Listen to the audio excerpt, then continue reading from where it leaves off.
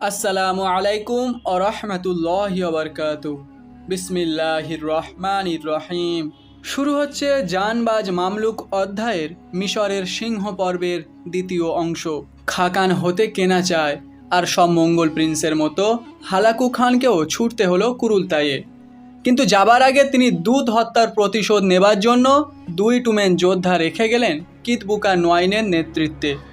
তার কাছে গোয়েন্দা প্রতিবেদন ছিল মামলুকদের পরাজিত করতে এই দুই টুমেন যোদ্ধাই যথেষ্ট। কিতবুকাকে অভিযান অব্যাহত রাখার নির্দেশ দিয়ে হালাকু রওনা হলেন মঙ্গোলিয়ার দিকে। আরও অনেক উত্তরে পোল্যান্ড থেকে কারাকোরামের দিকে রওনা দিচ্ছিলেন আরেক মঙ্গল প্রিন্স বার্কি খান। তিনি কেবলই পোল্যান্ডে এক দফা ধ্বংসযজ্ঞ চালিয়ে ফিরছিলেন। এতদিন মঙ্গলদের সাথে ক্রুসেডারদের সম্পর্ক ভালোই ছিল, কিন্তু এই আক্রমণের ফলে পোপ ধারণা করলেন মঙ্গলদের ধর্ম নিয়ে খুব বেশি মাথা ব্যথা নেই। মুসলিমদের শেষ করে পরবর্তী আঘাত তারা খ্রিস্টান বিশ্বের ওপরেই হানবে। প্রায় একই কথা পোপকে লিখে পাঠালেন মঙ্গল খানের দরবারে ঘুরে আসা পোপের প্রতিনিধি উইলিয়াম অফ রুব্রাগ। পোপ আলেকজান্ডার পাপাল বুল জারি করলেন মঙ্গলদের সাথে যারা সম্পর্ক রাখবে তাদের ক্যাথলিক গির্জা এক ঘর করে দেবে, তারা খ্রিস্টান বিশ্ব থেকে বহিষ্কৃত বলে ধরে নেওয়া হবে। এই খবরে ভড়কে গেল সিরিয়া ফিলিস্তিনের ক্রুসেডার রাজ্যগুলোর নেতারা, কারণ তারা এতদিন মঙ্গলদের সাথে নিয়ে মুসলিমদের শেষ করার স্বপ্ন দেখছিল। সবচেয়ে বিপদে পড়লেন অ্যান্টিওকের রাজা বোহেমন্ড।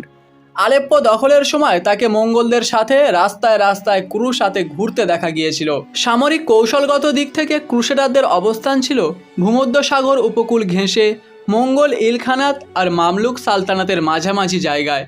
তাদের সমর্থন উভয় পক্ষের জন্যই খুবই জরুরি ছিল। পাপাল বুল জারির ফলে বাধ্য হয়ে তারা মঙ্গল মুসলিমদের এই লড়াইয়ে নীরব ভূমিকা পালন করলো। কিতবুকা নোয়াইন এগিয়ে আসছে, খবরটা কায়রোতে চাউর হয়ে গেছে। কয়েকদিনের ভেতর ফাঁকা হয়ে গেছে শহরের বেশিরভাগ। মাগরেবিরা পালিয়েছে মরক্কোর দিকে, আরবরা বেশিরভাগ পালিয়েছে ইয়েমেনের দিকে। শহরের গ্যারিসনে থাকা মামলুক সৈন্যরা ছাড়া তেমন কেউ নেই। আলেম ওলামারাও নিস্তব্ধ।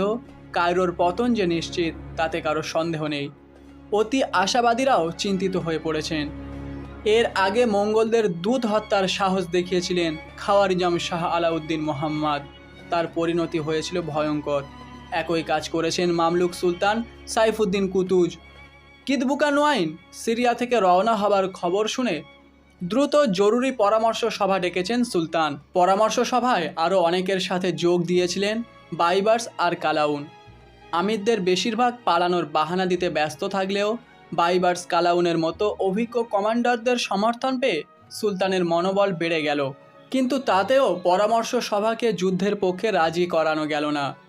শেষে সুলতান বলে বসলেন, আমির বৃন্দ, আপনারা দেশের খেয়ে দেশের সম্পদে ধনী হয়ে এখন যুদ্ধে যেতে অস্বীকার করছেন। ঠিক আছে, আমি একাই যুদ্ধে যাচ্ছি।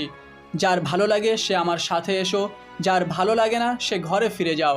কিন্তু যে আমার সাথে যুদ্ধে যাবে না তাকে আমাদের মেয়েদের ইজ্জত নষ্ট হবার পাপ হাসরে বহন করতে হবে। এই কথার পর মাথা নিচু করে সুলতানের আদেশ মেনে নিতে বাধ্য হলেন আমিররা। যুদ্ধের নীল নকশা কাটা শুরু হলো। মূল পরিকল্পনার দায়িত্ব নিলেন বাইবার্স, অথচ তিনি ছিলেন কুতুজের পরম শত্রু। কিন্তু ইসলামের এই চরম বিপদের মুহূর্তে তারা সবাই বুঝতে পারছিলেন বড় শত্রুর সামনে ছোট শত্রুতা ভুলে না গেলে ধ্বংস অনিবার্য। কুতুজ বললেন, এতদিন মঙ্গলরা সবাইকে আগে আক্রমণ করেছে, তাই যুদ্ধের স্থান কাল সবসময় তারা তাদের সুবিধা মতো বেছে নিতে পেরেছে। এবার আমরা আগে আক্রমণ করব, ওরা আমাদের বেঁধে দেওয়া জায়গায় লড়াই করতে বাধ্য হবে। একমাত্র তখনই ওদের সাথে আমাদের জেতা সম্ভব।